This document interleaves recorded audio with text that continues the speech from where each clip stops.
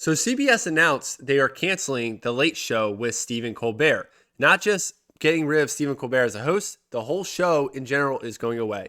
Now, I did not expect the outrage coming from the left that we have been seeing this week over this.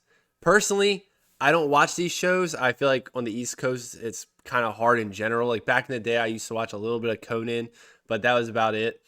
So I don't really know anybody that does watch these shows so I didn't realize it was that big a deal until I started to see all the outrage from the other talk show hosts freaking out, the people on the left calling this censorship, calling this a violation of the First Amendment because apparently CBS is required to have just Stephen Colbert work forever under any circumstances, no matter what.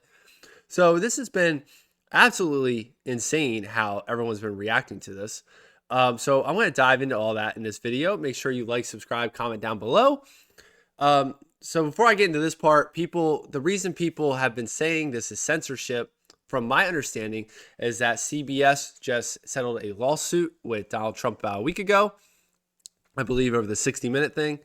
And this happened shortly after. So everyone was like, oh, a part of the deal, it must have been to fire Stephen Colbert because, yeah, Trump just had Stephen Colbert on his radar, right?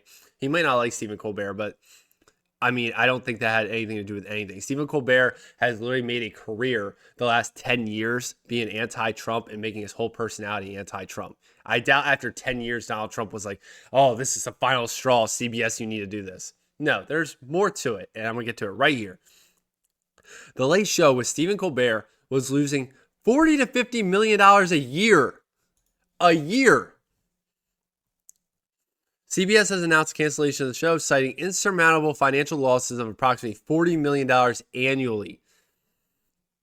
This show has been going on for 33 years, 22 with David Letterman, 11 with Stephen Colbert, and it will end in May 2026. So they're calling this censorship. He still has the show for 10 more months. It wasn't just like, okay, you're going by.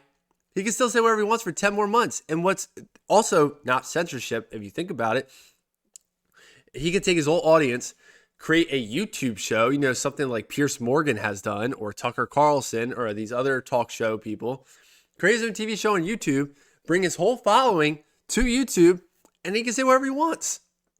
It's not censorship. He's not Alex Jones. He hasn't been censored off the internet. He's just getting fired from a TV show. Getting into the views. So according to Nielsen data for quarter 2 2025, The Late Show averaged 2.42 million viewers across 41 first-run episodes, securing a 9% audience share, outperforming Jimmy Kimmel and Jimmy Fallon. I feel like that's not that hard. Neither of them are that good. But this is the key factor. And this is where cable TV, I think, is going to struggle going forward too. However, only 219,000 of those, so roughly 9%, fell into the 18 to 49 category, a critical group for advertisers. So basically, 91% of his audience are 50 or older. So they're on the older end. Then, next 10 years, that audience is going to slowly die off and it's not going to be replaced because he's not getting that younger audience. And advertisers want to advertise on a network for how the show is going to be in the future. If the show is dying off, they see it's dying off, they're not going to want to advertise on that network. This marks a significant drop from the show's peak of 3.81 million viewers in 2018, a 32% decline over the past years. 32%. And what's crazy too is apparently it cost $100 million to produce this show. Why does this show cost $100 million? I mean, I will say Stephen Colbert does make $15 million a year. He could have tried to take a pay cut. I don't understand the rest of it. Like, I don't know. That seems like a lot of money. I understand they have staff, writers, blah, blah, but still though. Industry-wide ad revenue for network late night TV shows has plummeted 50% from $439 million to $220 million in 6 years. The Late Show ad revenue dropped 40% from $121 million to $70 million just last year, or from 2018 to last year. So this is the big thing. Nothing to do with Trump. They could say it does not. His show is not successful. Late night TV is struggling. And I will say, if you were a late night TV show host and you didn't talk about, oh, Trump is a big meanie every single day, you might have a chance. But when you talk about the exact same thing every single day and you have nothing new, what do you expect? I don't get what you expect. So let's get into how the left is reacting about this, because it's not sane as normal people are. So first, let's go to Sunny Hostin and let's get her professional opinion, because she is super smart about what she thinks. It could be financial, and I don't know that it's purely political. It could be, but my concern is if it is political, then everyone should be concerned. People on the right should be concerned. People on the left should be concerned, because it's very clear that if it is political, this is the dismantling of our democracy. This is the dismantling of our Constitution, right?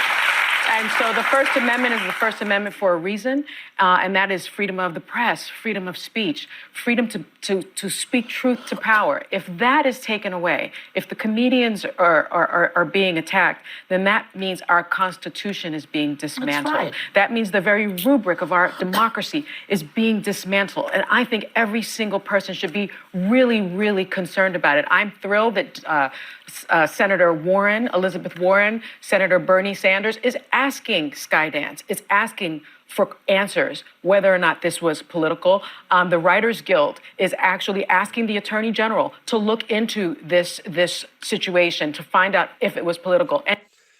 Yeah, so you get the point. They're trying to find out if it's political. I guess that losing $40 million a year isn't relevant to these people. I guess their logic is CBS should require to keep paying for this show, even though it's losing $40 million a year.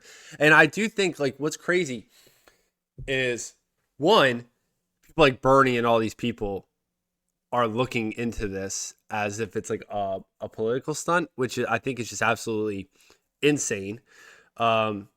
Because in reality, the reason they care so much about this is because Stephen Colbert, just like the other late night talk show hosts, are a part of their propaganda machine.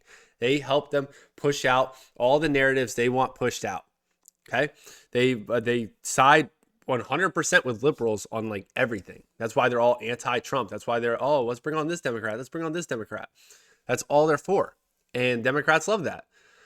Now, if you thought that was mental, just look at Jon Stewart. Let's see how he's doing. Go fuck yourself! Go fuck yourself!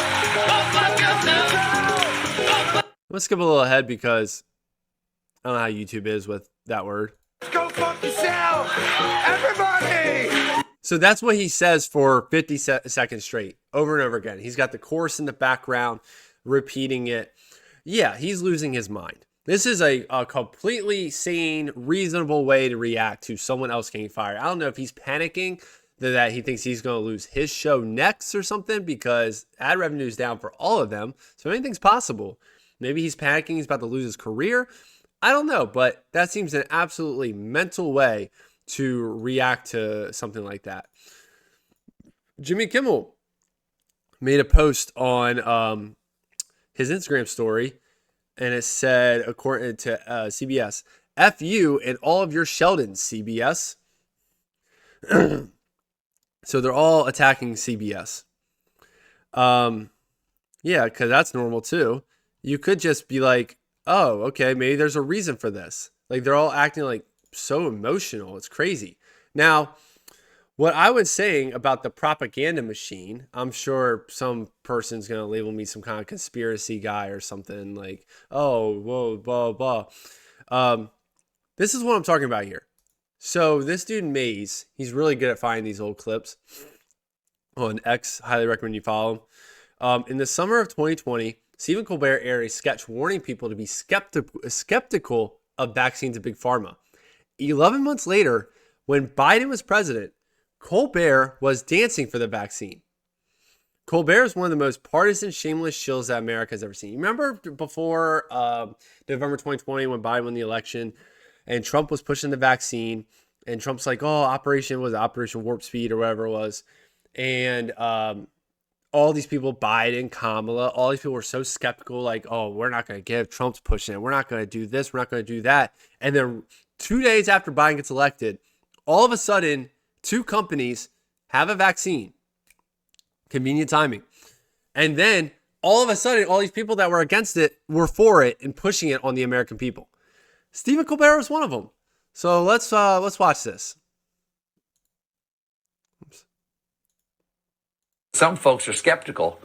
Thankfully, Big Pharma has come up with a way to reassure the public about their motives, and it's all in their new ad. So this is the Are you one worried before. about the future? Unable to sleep at night? Afraid that pharma companies will put their profits ahead of your health? If you are concerned about the cost of a vaccine, ask your doctor about Vaxilax. Vaxilax is the only medication proven to reduce anxiety about Big Pharma taking advantage of you in a national crisis. You can trust Vaxilax because of its mascot, Professor Cashington, the ethical money sack. Side effects of Vaxilax include legless rest syndrome, kidney rhinestones, crumblefoot, spontaneous beard sparrows, the galloping hoop sticks, spinal crunch wrapping, Ferdinand's flopsy, big old pink face, Gordon's fisherman syndrome, scrotal yodas, chronic vaccine resistance, facial graham crackering, full-blown coronavirus, and dollar bills, y'all. The vaccine.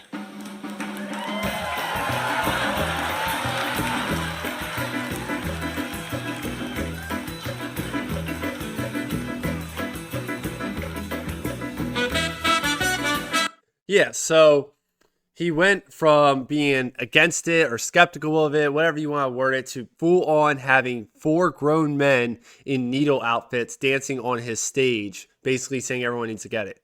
Weird, right? And this one talking about the propaganda machine. The top video, when he was against it, Donald Trump was president. The bottom one, when he was for it, Joe Biden was president. So do you think this bomb video would ever exist if Donald Trump won re-election in 2020? No, it wouldn't have. And then all the liberals would have been the vaccine conspiracy theorists instead of the conservatives, even though I don't think a lot of the conservatives would have gotten it either. But yeah, so this is what I'm talking about, the propaganda machine right here, full force. And this is why the libs are so upset. And what's interesting too is there's actually protests in I'm assuming this is, New York City. It's pretty crazy. Look at this. Stays! Trump must go! Colbert stays! Trump must go! Colbert stays! Trump must go! Colbert stays. Trump must go. All these people protesting. I was like maybe 50 of them. On True Social! On True Social! I absolutely love that Colbert got fired!